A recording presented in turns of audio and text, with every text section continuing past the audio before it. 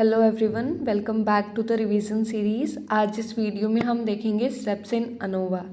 तो सबसे पहले हमारे पास स्टेप है कैलकुलेट द करेक्शन टर्म, कि हमें करेक्शन टर्म निकालनी होती है। उसके बाद हम सम ऑफ स्क्वेयर्स निकालते हैं, टोटल सम ऑफ स्क्वेयर।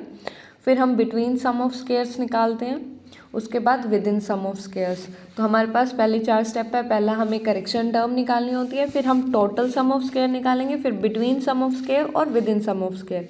उसके बाद में हम डिग्री ऑफ फ्रीडम को कैलकुलेट करेंगे, और डिग्री ऑफ फ्रीडम के बाद में हमारे पास मीन स्क्वायर निकलेगा। मीन स्क्वायर कैसे निकलता है कि सम ऑफ स्क्वायर डिवाइड करते हैं डिग्री ऑफ फ्रीडम से।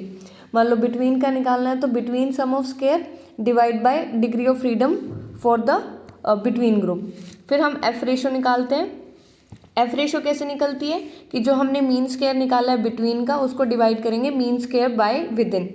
फिर हमारे पास 8 स्टेप है, compare the calculated F value with the critical F value, यानी कि जो हमारी वैल्यू आएगी, हम यहाँ पे एफ रेशो निकालेंगे, उसको हम क्रिटिकल एफ वैल्यू से कैलकुलेट करेंगे। यानी कि हम टेबल में से एक वैल्यू देखते हैं, उससे कैलकुलेट करेंगे। फिर हम क्या करते हैं, उसके बेसिस पे हम डिसीजन लेते हैं कि हमें हमारी जो हाइपोथेसिस है, नल हाइपोथेसिस है, उसको एक्सेप्ट करना है या रिजेक्ट करना है। और लास्ट में हम समरी टेबल बनाते हैं। तो इसमें सबसे जो इम्पोर्टेंट स्टेप है वो है हमारा एक डिग्री ऑफ फ्रीडम कैलकुलेट करना, और एक है हमारे पास अनोवा कैलकुलेट करना।